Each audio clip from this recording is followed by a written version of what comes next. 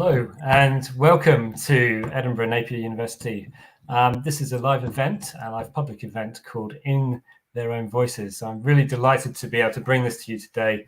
This is a culmination of months, I think, of work with the wonderful people from the Scottish Prison Service and Tinderbox. And I'm joined today by Jed Milroy, who's a fantastic musician and has really helped bring this little project alive. So really delighted to be here today and really delighted to be able to bring this to you. This is the first part of a two-part event today. The first part of the event is about listening to the music that we have been creating with the prisoners at Stockton Prison, or Edinburgh Prison as it should be known, of course. Just a little bit about me. I'm going to be chairing today, and I'm going to bring I guess hosting this event is probably the right word. And I'm Adam Mahoney. I'm a lecturer at Edinburgh Napier University in forensic psychology. My background is in the Scottish Prison Service for about 18 years and in other prison services now as well. So I'm super excited to be bringing this event for you today. It's a culmination of work and ideas that we've been having recently about how we really understand and fully understand and appreciate the lived experience of people who have been in prison. So, and indeed, all the songs that you will hear in the first part of this event have been written by people who are still in prison, I believe. So that's a really important thing to think about. It's very much a bottom-up approach. So it's about listening to the lived experience. So that's really what's inspired this event today, is really trying to understand some of the themes and the concepts that are important to people who are in prison, so that we can make better changes to the way in which we understand and go about developing and ensuring that we can bring the most comprehensive, compassionate, considerate, and up-to-date prison service and criminal justice system that we can possibly do so. I know that Scotland has led the way in many of these things, and it's great to be able to be part of that as well. So the format today is, of course, as I just mentioned, a two-part event. The first part will be listening to music. The second part, which will be available on WebEx, is a panel discussion with some fantastic people who I'm delighted to be able to make it today. The links to their bios are in the Eventbrite space that you would have signed up on. So I will introduce them more in the second part of the event. I do also want to say a big thank you to the Edinburgh Napier University events team, Miriam Hussein and Philip Moore, for organising this. And they are in the background watching us and making sure that we're on track and moderating all of this. So that's great. I'm going to introduce Jed, who's sitting beside me, and you'll be able to see on the screen. He's an amazing musician with lots of experience internationally and in the UK and in Edinburgh, of course, where we're currently based. Jed has a great company called Tinderbox, which has been around for about 11 years, I believe, and has been working on a number of projects like this and making huge changes in people's lives, I'm sure, both socially and personally. So they're a really fantastic company. So I would do check them out. I'd recommend that you check them out on the internet. They've got a great internet site, so please do check them out. So this wouldn't have been possible without Jed working with the people in Edinburgh Prison and going there and developing these wonderful tracks, which I'm really glad that we're able to bring today and to sort of discuss and to be able to show them for the first time. So that's really good. Jed, I'm going to pass over to you to have a little bit more of a discussion and an intro into the work that you've been creating. Thanks, Adam. It's lovely to be here, and thanks everybody for joining us. I'll just tell you a little bit about Tinderbox. We're Tinderbox Collective. We're a charity, an arts charity based in North Edinburgh at North Edinburgh Arts, which is in Muirhouse. And the whole thing of Tinderbox started around the idea of getting together the most interesting, diverse group of people to play the most interesting, diverse music that we could possibly make happen. And so Jack, who founded Tinderbox, he kind of started running an orchestra course But he said it's an orchestra course, but for any instrument, it's for anyone from any background. Come along, of any ability, try and join in. Let's see what the most interesting thing that we can create is. And then we've basically spent 11 years building on that invitation, basically, to try to bring people together and share music, try new things. And then it's gone beyond music. We've got into computer game design, we've got into visual art, we've got into creative electronics, we've got into youth work, just doing youth work, because one of the biggest challenges that we've found when you try to get a group of people together is really making people feel invited and making people feel that they are welcome. And no matter how much you say it, you have to go to people and meet them and find out what they are interested in, what their passions are, what creativity drives them, and include that in what you're doing and welcome them in.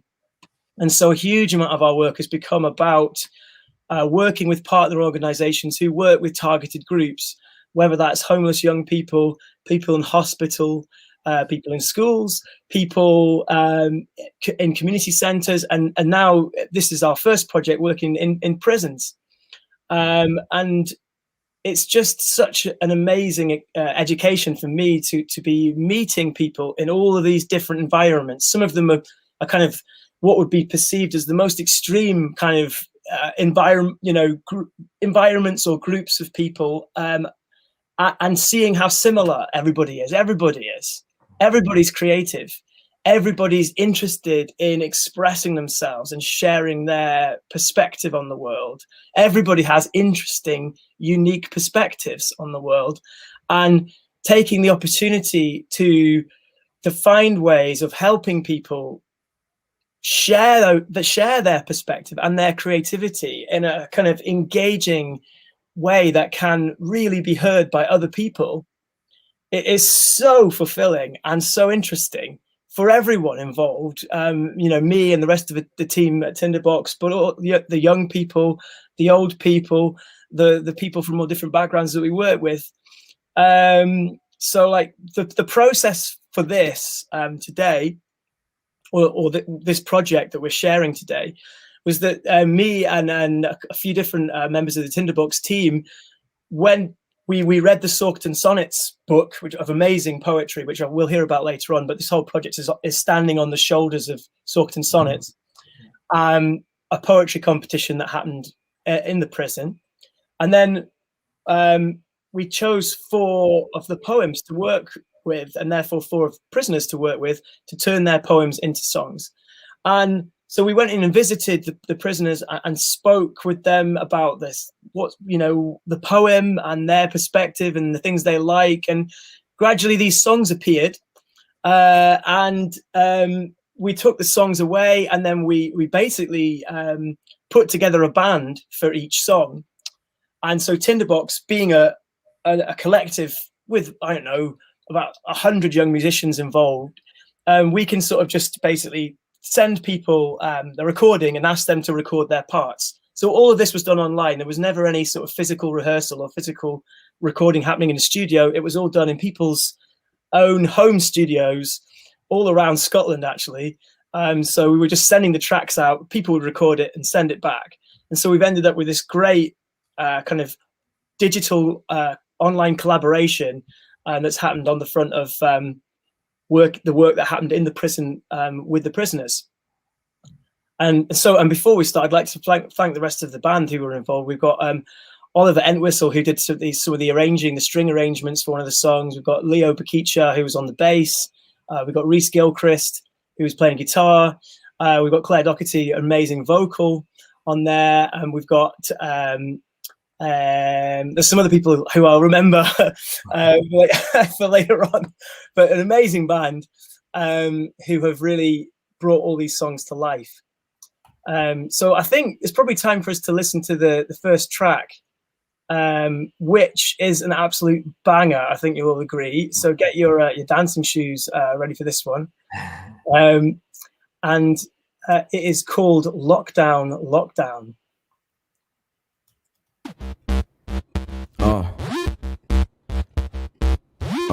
Yeah.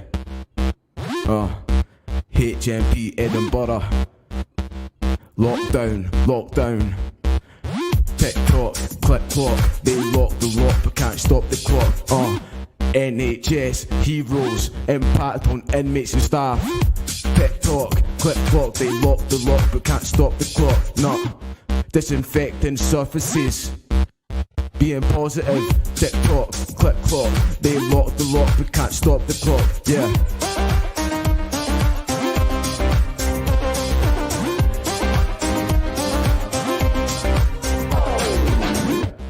Getting through this isolation from families. TikTok, click clock. They lock the lock but can't stop the clock. Wash your hands after touchings. Tightened restrictions. TikTok, click clock. They lock the lock but can't stop the clock. Several changes to regimes. Our health and well-being. TikTok, click clock. They lock the lock but can't stop the clock. The world is on lockdown. If we stay safe, there'll be a light through the clouds, or at the end of the tunnel in this difficult time. Help beat COVID-19. Now tell them a couple more times. TikTok, click clock. They lock the lock but can't stop the clock. No. TikTok, click clock. They lock the lock but can't stop the clock. No. Yeah. HMP Edinburgh. Lockdown, brother.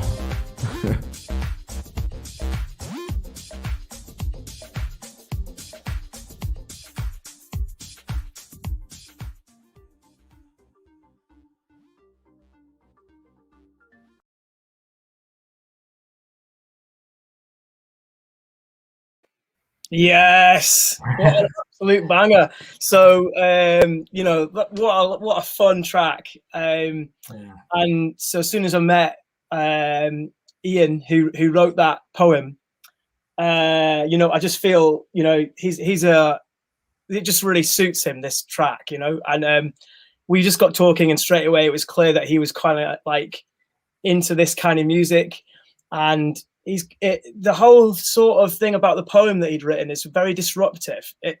He'd kind of like deliberately didn't rhyme the poem, and he just wrote down the middle of the page HMP Edinburgh, and then he kind of wrote all the lines from that, and he just didn't care about it rhyming. It was a very kind of unique or individual way of approaching writing a poem, and it just sort of as we got talking to him, I could see it kind of sums up his perspective on things quite well. Quite single-minded, and kind of like doing his thing, and keeping his head down and getting on with his thing. And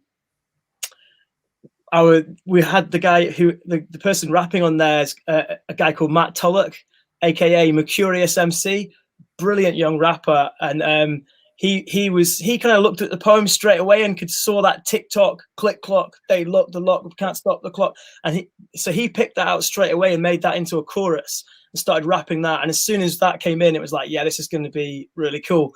And then I had an iPad with me, and there's an app on that called Launchpad, which is a really accessible way of making this kind of music. And so Ian kind of got to playing around with that a bit and choosing a different style, and we chose this kind of like 90s house style of sample set. And then he actually recorded the track, all the music for the track himself using that app. So that was really cool that the Prisoner actually did the music for that. And then we got to talking about the different, like, what's his perspective on his experience of being in prison and why he wrote this. And a lot of it is about keeping his head down, and about how, you know, people can lock you up in your room, but they can't stop, or in your cell, but they can't stop the clock. Like that's the kind of defiance that he's got. That's what he can hang on to. That can't be taken away from him. And it's keeping his head down and making sure that the clock keeps ticking in the right direction. And there's also a bit of a sense of like care for the community of other younger prisoners, I think, and a bit of a sense of like wanting to sort of give that message to them as well. Is like, keep your head down and just get through your time. Yeah, it's a total amazing track though, and I really take my hat off to Matt who worked with that. He worked with Ian on that track. It's really a real sort of kind of visceral sense of time moving on and the restriction of the regime during COVID. And a lot of this is about COVID. And I think it's really important to be aware of the time and the place that these tracks are written in as well. I mean, during, we've just gone through a whole pandemic, and, the thing about washing your hands, being aware of that, the restrictions and regime, how you're going to live through that and cope with that, it really comes across on that track. But as you're saying, Jed, playing for time, or the time element of somebody's sentence, it's on a countdown. These are finite sentences. I think, well, most of them are finite sentences. There are, of course, people who aren't on finite sentences, and people will get out. There will be an end to people's sentences, and I think as a community, as a society, we need to be aware that people will get out. And I think sometimes we just tend to think about people being in jail or being locked away, and that's just such the wrong way of looking about it, because people do get out of prison, and we need to think about how we're going to help people rehabilitate, how people cope, reintegrate back into society, and how people do their time. This is about time, ultimately, and doing time. And it really comes across really strongly in this track. It's almost like an anthem for that sort of concept of time. It's a really good track, really amazing and powerful in the way that it's got a sort of tight restriction to the way that I guess the music is set up and unfolds as well. I think that was another thing that came up, was the repetition. So the way that chorus repeats, we were chatting, Matt and I were chatting with Ian about that, and just saying how it really suits his experience. He was like, yeah, it is like Groundhog Day. Yeah. And that's one of the biggest challenges of the experience, is just the repetition and finding ways to try to make that repetition bearable, or make it feel a little bit less repetitive. And I think that Ian would have certainly was saying that this obviously project is something different that has helped break that up, and he's found it very. You can see that he's very proud, and he rightly so, very proud of this track, and he's quite looking forward to it getting shared on the kind of prison TV. So that we'll make sure that's going to happen very soon as well. That's a really good point, though, isn't it? About the sort of the repetition of in all of our lives of days, and particularly if you're in prison, how do you cope with that? And I think that's a really important theme to be thinking about. It's just about people coping with being in prison, and the sort of repetition of that, and it's a massive factor, I would have thought, for the prison service as well, about how we keep people engaged, occupied, hopeful, meaningful in their sentences and in their lives. So yeah, it's really, really important. Cool. I think it's time for us to move on to the next one, which is by Alan, and it's called Edinburgh Zoos.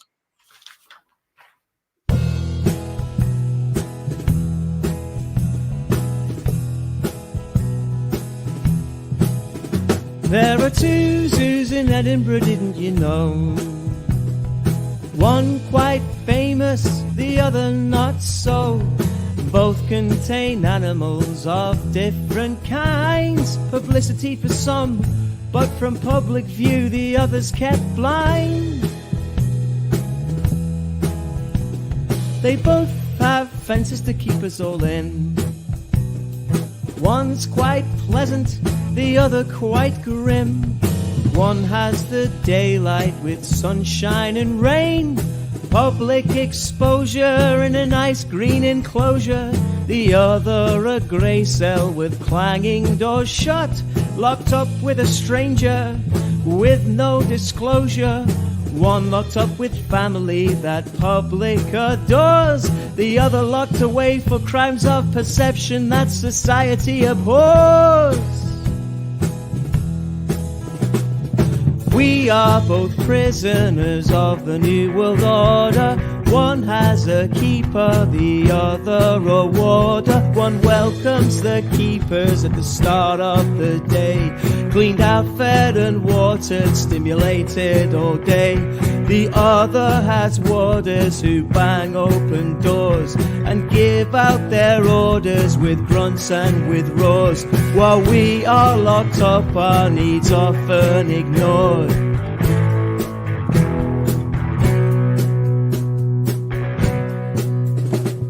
The difference in treatment can be seen with both.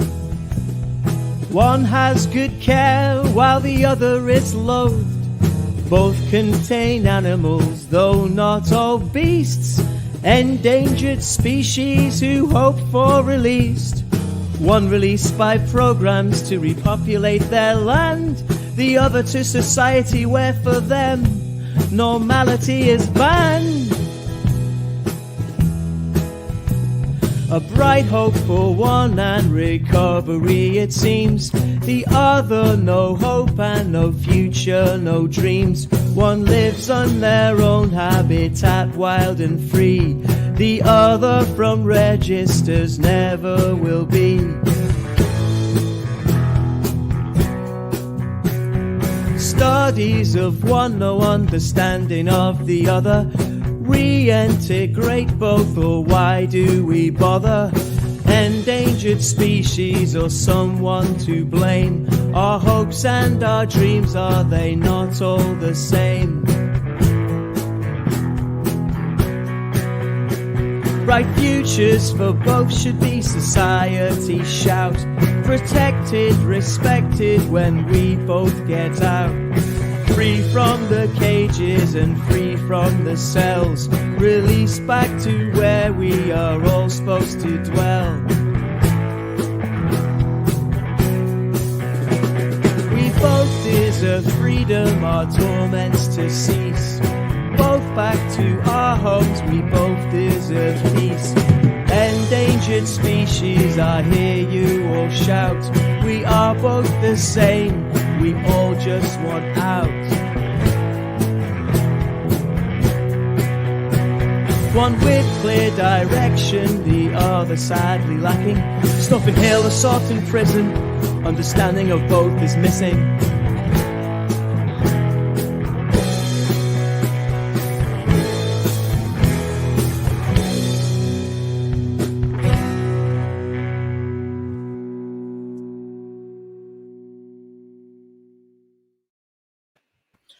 Yes, I was thinking it's kind of like a bit Kinks, a bit Billy Bragg, a bit kind of like, yeah, Kinksy Billy Bragg, Bob Dylan-y kind of vibe. Very, you know, a lot to be said, you know, saying a lot.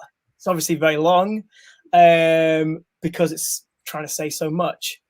That was, in terms of the band there, we had Rhys Gilchrist on guitar, Leo Bakicha on bass, and Anna Fraser on drums.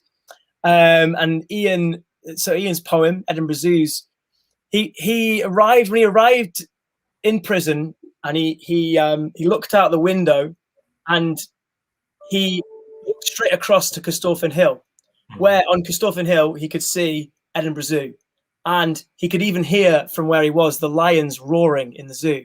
And I think that was his first experience, and he was just like, whoa, that is just a reflection of where I am right now. I'm like that lion locked in that cage, or like an animal locked in here.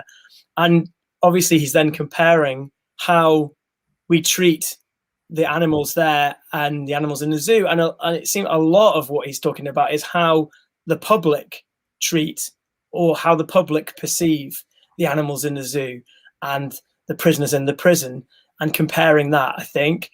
And so much of this is obviously about you know, like how we treat people when they finish their sentence. You know, you've done your time, and you know, shouldn't you be allowed to get out? And it's really such an important and sometimes difficult subject, especially from the point of view of public perception. And it was really interesting talking with Ian and being able to talk with someone who obviously thinks about this so much, about how his ambitions and his hopes for when he gets out and what he hopes to be able to. He's focused so much on his life and how he wants to get his life back together again.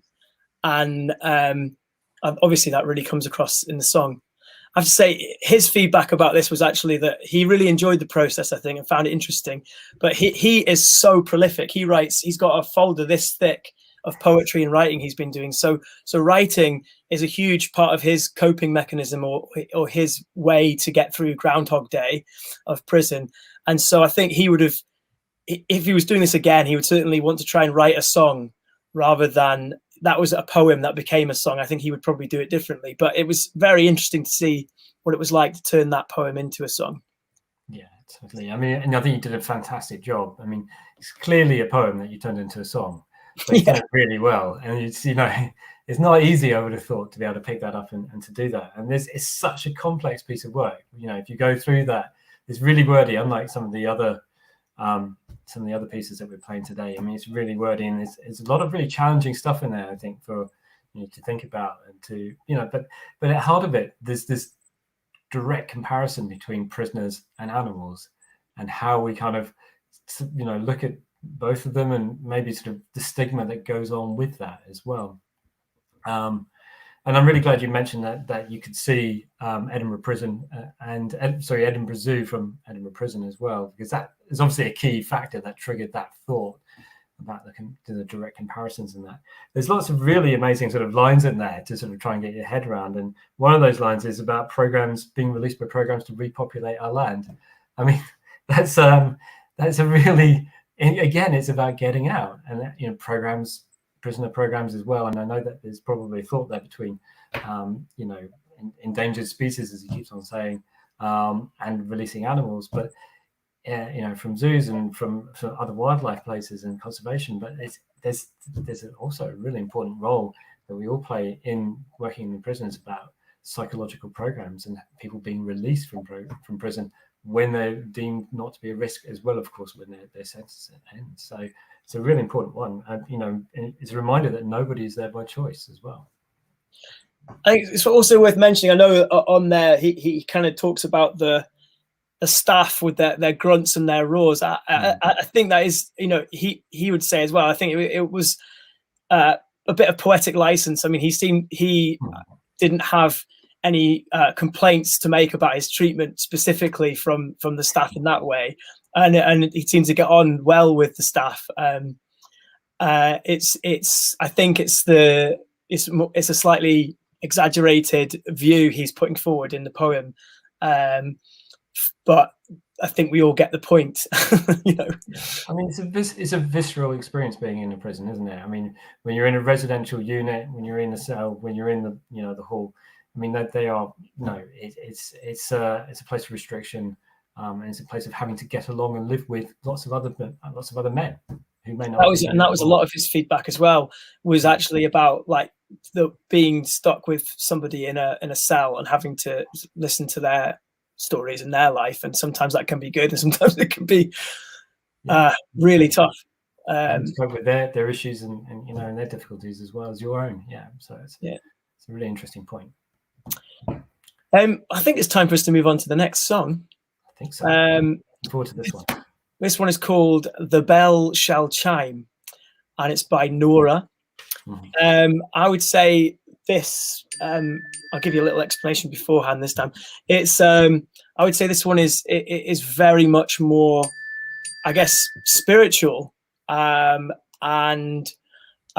reflective, and very, very delicate.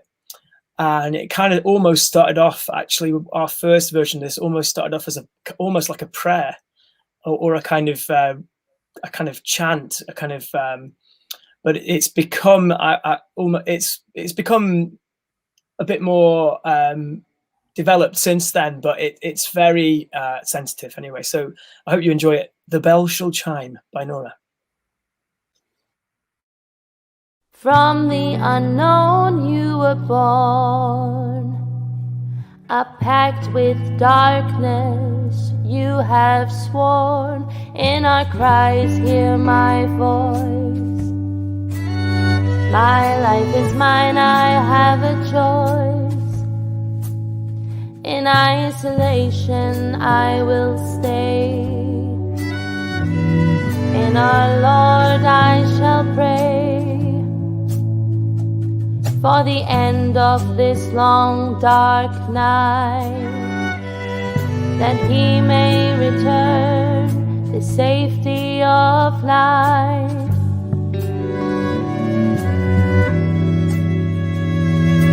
For in his glare you are broken, and with this virus the world has spoken. It is time you departed, and Don't let our world be restarted.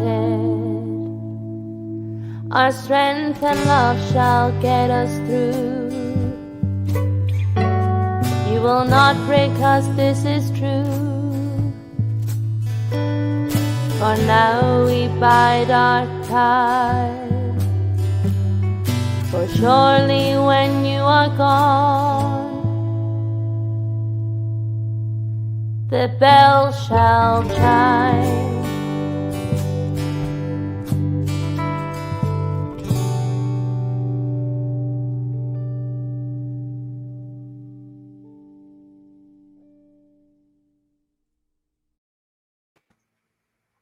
Wow, it's really poignant, that one. Really poignant.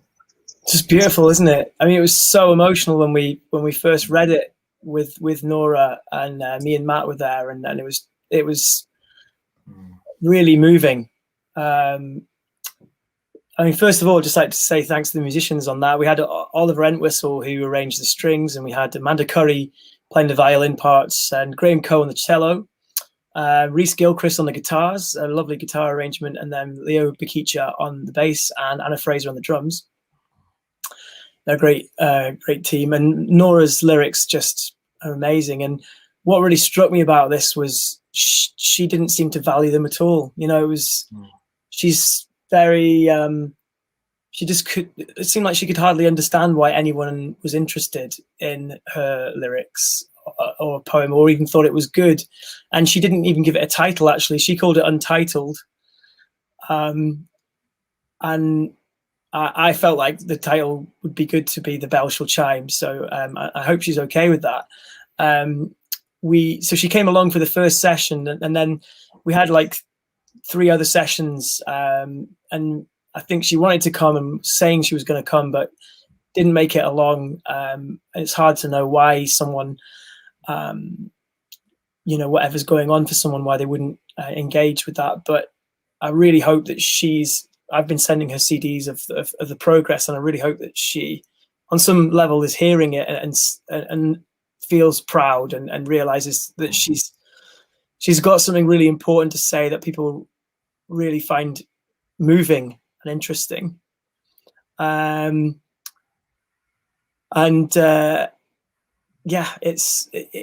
This is not just in a prison, in all kinds of walks of life, whether it's in a youth club or a school or a hospital, wherever it is. It's quite a familiar theme of people who don't value themselves and don't see the amazing kind of creativity and perspective that they have that is really worth sharing. I mean, thinking about the themes of it, you can see that she's very much talking about finding her inner strength, especially when you meet her, and she does seem so vulnerable. But yet this song is talking about her faith and her inner strength and her faith in love and her faith in her own strength. And also the way it talks at the beginning, from the unknown you were born. I think she is talking about COVID, because that was the kind of theme of this poetry competition, the Saucton Sonnets. But it could be anything she's talking about from the unknown. It could be doubt. It could be choices. So many things that it could be referring to. And again, time is a big theme.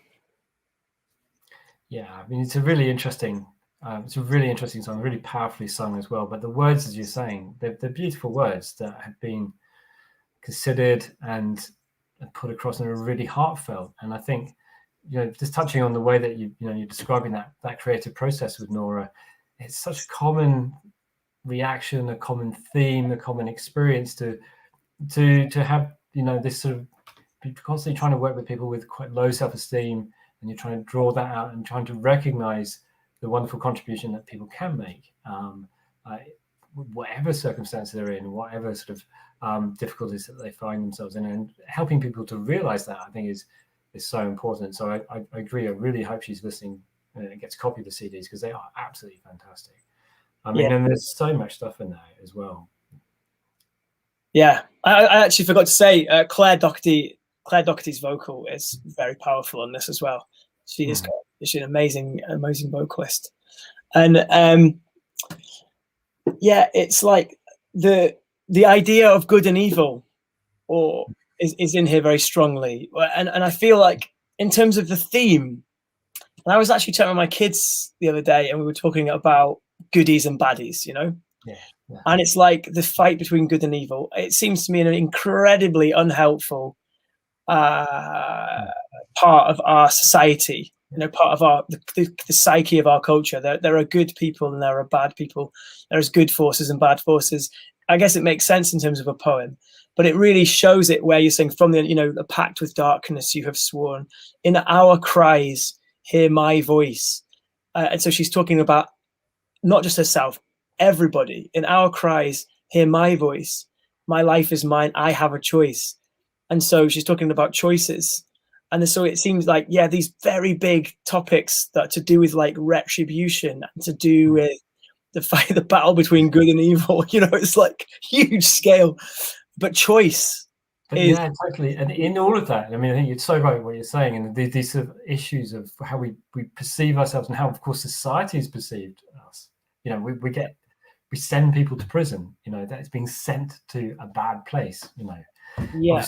Obviously, you know, as a prison service, we work with trying to make it the best place that we can to help people inform, rehabilitate, keep people, in a dignified place. But there's that judgment process that people bring to themselves, for having done what they've done, and the stigma and that seeing themselves as either bad or good people in that very black and white way, that very dark or light way.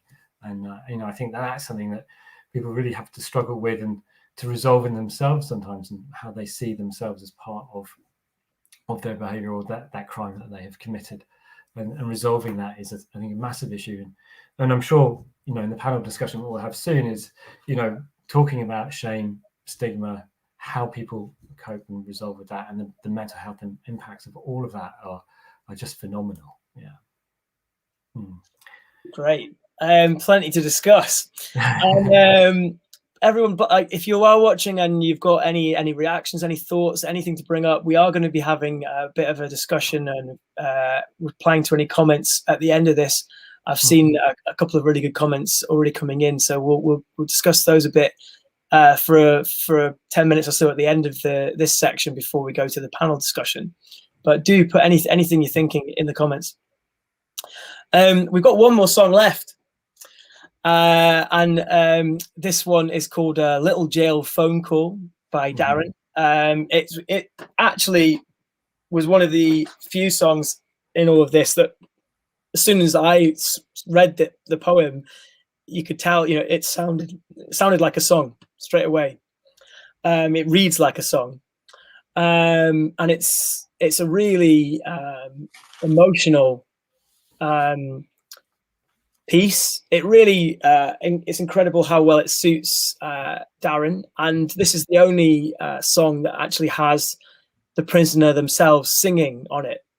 So you can hear, we recorded Darren's vocal actually in prison, and it was an incredibly brave and challenging thing for Darren to do, to sing this, because he's not a professional singer.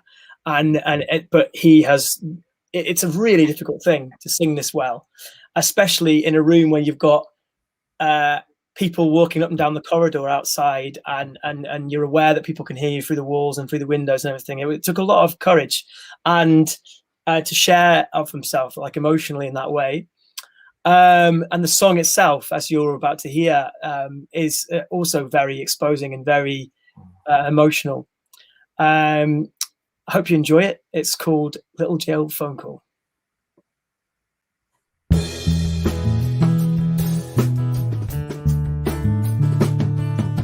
lie awake in the dark, my thoughts are on my children and my wife.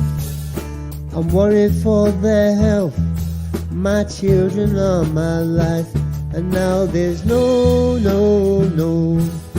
visits, bonding, nothing at all. All I can give to them is a little jail phone call. This call originates from a Scottish prison. It will be logged and recorded and may be monitored. If you do not wish to accept this call, please hang up. My children don't understand. I tell them I'm at work. They wait for my call. I thank the stars for all my luck. I listen to all they say, and then I'm standing tall. This is what they give to me with a little jail phone call.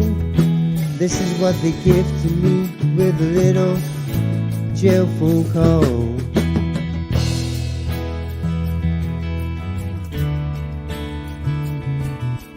All that I'm grateful for, all I can give to you, all you can give to me. It's all for us, it's all for us.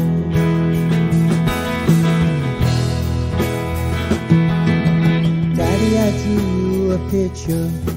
Daddy, can we sing a song? My heart was breaking as I sang along.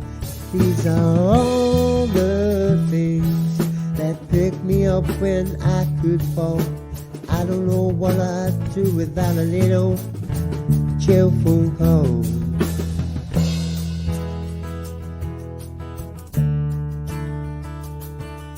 I realize that my wife is struggling. She can't cope. I can hear it in her voice.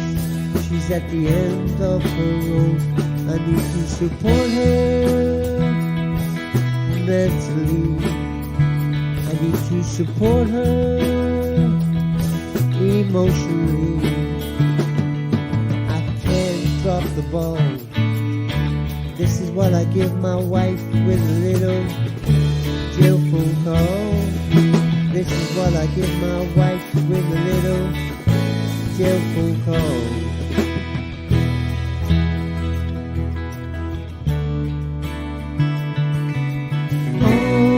All that I'm grateful for, all I can give to you, all you can give to me. It's all for us, it's all for us.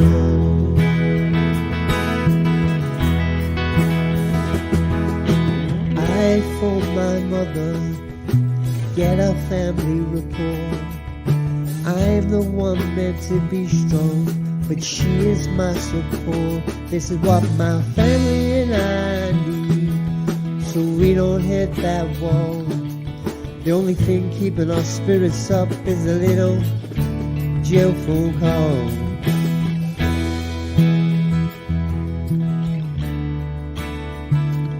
So good night, my little babies. Sweet dreams when you go to bed. Dear wife, I love you, remember every single word I said. If we didn't have these moments, I don't think we would cope at all. I might be locked down, but I'm grateful for a little jail phone call. I might be locked down, but I'm grateful for a little jail phone call.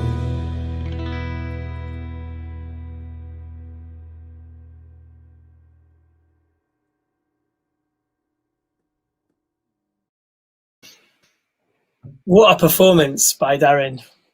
Just, Well done getting to sing that as well. That's amazing. I mean, it's really unusual to have someone be able to do that. To have the confidence, first of all, to have the ability, and then the confidence to sing, to record along to a track like that. It's great. And he, right from the very first session, the beginning of the first session, he was just like trying to like get everything he could out of the experience, and was so involved in the creative decision making, and like had a very clear direction for everything. And he wrote the melody as well. He was singing the melody straight away, and so it was very much more developed, I think, as a song than the others, because Darren already had this very musical vision for it. He I think what struck me most about, well, there's so much about this song actually, but one thing to really note is that actually Darren, when he wrote this poem, or I don't know if he was actually in isolation at the time or if he was writing it about when he was in isolation, but he wasn't the one making the phone call. He was writing the song while in isolation, looking through the peephole and seeing people, other prisoners, on the phone. And so it's actually a kind of fantasy, really, and a kind of an exercise in empathy with other prisoners, and with the whole idea of being in prison and being separated from your loved ones. And he changed some of the wording as we went through to try and make it more generalized as well, because for him it was his nana. I phoned my nana, but he actually changed it to mother because he wanted it to have more kind of universal appeal. And so that's, just shows his perspective, that he's sort of, it's an act of care and empathy and compassion on his part, is the writing of this poem and the song for everybody else. And I mean, the themes about separation from family and loved ones are very clear, but also it's such an interesting theme, or an interesting thing to think about, that somebody in prison is having a fantasy about being a better off person in prison. Like his fantasy is about being someone who's not in isolation but still in prison. Right? Like he could have been having a fantasy about being out, but that would have maybe been too far a leap. I don't know. Well, yeah, I think Darren spent a lot of time in prison as well, hasn't he? So yeah, these are important points for him. Yeah, and that was one of his reactions. Was, if anything, he was like, he's so passionate about how excited he is about this, and was saying the only thing is it makes me feel quite sad because I've found something in writing poetry and songs and music. I found the thing I think I'm really good at, and it makes me sad that I didn't find this earlier, or I wasn't able to kind of take this opportunity earlier because I've wasted so much time. But now all I want to do is move forward and make the most of this thing that I've found. And he also said how grateful he is to the staff and to everybody else for giving him this opportunity. And I think he kind of said something along the lines of, I've so often blamed everybody else and blamed other people, and not seen the ways in which they're trying to help me. And this project has kind of like shown me that I realized that people have really tried to help me and give me this opportunity. And obviously for all of us, it's so nice when that rare occasion really where it really does happen, that somebody has a kind of transformational experience and an understanding in the way that they understand themselves and what they can do and the effect they can have on other people and how they can share that. And that has really happened here in a big way. I know that he's had other kind of like success in other kind of areas in terms of recognition as well, hasn't he? Yeah, I believe so. I believe he's been working with other companies as well now because of, he's basically so good at this stuff. Yeah. So, I mean, that's amazing. I mean, I was privileged enough to come in to the jail and watch you and Darren write this and sing this and work it out. And it was just amazing how focused Darren was on getting every little part of that song and intonation and musical rhythm right. I mean, it was really, just really, really honed. And I think that was just utterly amazing. And I think as a song, it's one of the ones that I find the most emotional. And I don't know if it's because I'm a dad and a husband, and I can kind of just relate to that. And as you're saying, it's an amazing exercise in empathy and trying to, understand that emotional connection. There are lines in that, and I think they're just so powerful. And this really sort of summarizes the whole of this sort of exercise in a way, in terms of trying to understand the emotion and that lived experience behind what we're talking about most of the time. As a sort of, because we can end up by talking about these things in quite dry ways and quite academic ways, but there's an emotional reality to this. And I remember sitting there in Stockton Prison listening to you guys, and in fact, it happened just now. I feel quite emotional and sort of well up a little bit because it chimes with me. It really resonates with me in terms of all those experiences I have. And obviously there are many individuals in prison with many different backgrounds and many different experiences, but lots and lots of family connections. So, you know, that will be the lived experience for so many people. I mean, you get a lot of guys in prison and of course a lot of girls in prison, and, you know, how they front up, cope, you know, walk around and present themselves most of the time. But behind them, of course, is a very, you know, important support network for most of them anyway. Not everybody's lucky enough to have families and wives and kids that are waiting for them out on the outside. And of course, this is what you're saying is Darren's fantasy in a way as well, to have that support network out there as well. But there's loads of really, really powerful stuff in that song. And I think what comes through as well is a little bit of kind of recognizing, I think, yeah, as we were saying, for Darren, it maybe is a bit of a fantasy to having that kind of network of support, and what that would have meant about choices he'd made and things that happened in his life, if he'd had, you know, if all that was there for him. And I think that we all know that. And then the one of the big factors of what your punishment, the harm that your punishment will cause you, is the disruption of those relationships. Yeah. And there's the disruption of, you know, your chance of having a successful marriage, or being a successful parent, or being a you know, a successful child. I mean, or, you know, as in son or daughter, you know, and so all of that is in there in such an emotional way as well.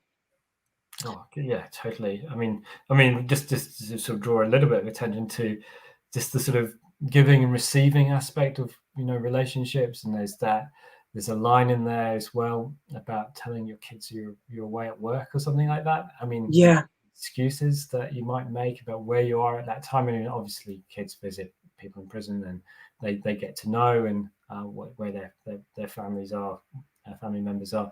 But there's that sort of need potentially to sort of protect people from the stigma, the shame that might go along with some people for being in prison.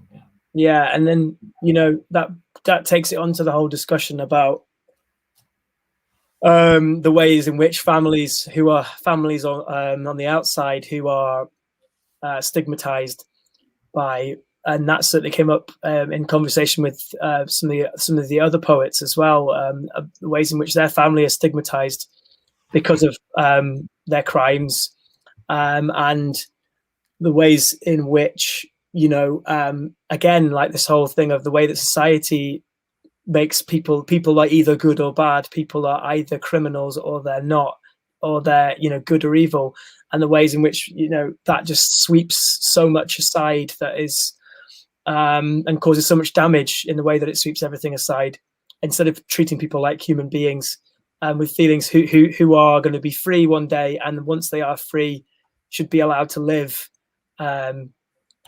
you know, and have a successful life. Otherwise, what's the point? I think it's probably a good time to move to some comments. Sure. Yeah. Or we can keep going with that conversation as well. If anyone's got any comments about that or any of that, I can see there's one from Ron Aitken who's saying he met Jimmy Boyle many years ago, and talking about art and its power for rehabilitation, and talking about how has that advanced in the last 20 years. I mean, my first reaction to that, Ron, was just going to say one of the interesting outcomes of Jimmy Boyle's work for me is that I studied, one of the transformational moments in my education was studying A Sense of Freedom, Jimmy Boyle's book, in RE at school. And our teacher basically brought a book forward and said, look, this man is in prison for lots of horrific crimes. Is he good or is he bad? And that was basically, we had to write an essay, basically, is Jimmy Boyle good or is he bad? You know, and obviously the point was he's both. And And that was a very, very formative thing for me, and a direct outcome of Jimmy Boyle writing this art, like doing his art, which started in prison, in something along these lines. And that was one of the reasons that I've gone on to do the job that I do and the work that I do, because of seeing the transformational power of creativity in that example. So there you go. And Adam, what do you think about it, the way in which these things have moved on in the last 20 years? Well, I think we need to keep on keeping on in many respects. You know, it's the process of engaging people in prison to really be involved in the arts and in many of these creative processes is really important. I mean, I know as a psychologist, we get people involved in prisoner programs and, you know, looking at offending behavior and you know, why they did what they did, and so that they can leave safer and rehabilitated people. But there's a really important point about engaging people in a much more artistic way, and you know, all the other processes and opportunities that we can engage people in, whether it's art, sculpture, you know, music, poetry. All of these things form such an important basis of, I think, the whole way in which people can grasp hold of important ideas in their lives, explore those, but also develop themselves as people. Yeah, really important. Are there any other questions or comments that we have got? Just chuck them in the chat if there are, and we'll respond. We're very soon going to come to an end. I can see that the bells may chime for us. It might. Yeah, I guess I'm wondering. Yeah, like for me, like one of the interesting experiences of this is obviously how individualistic it has to be, or has been.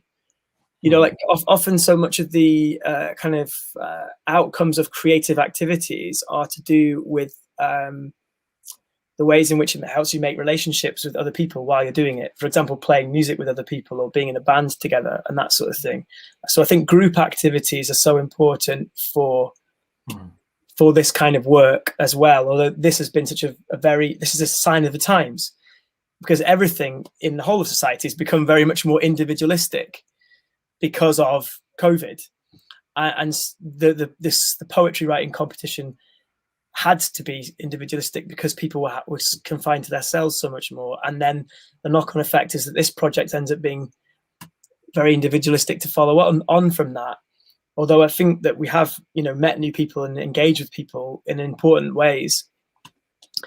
But yeah, that's it is one of the main benefits of the creative expression is the way in which it helps you break outside of your own kind of barriers and join with other people.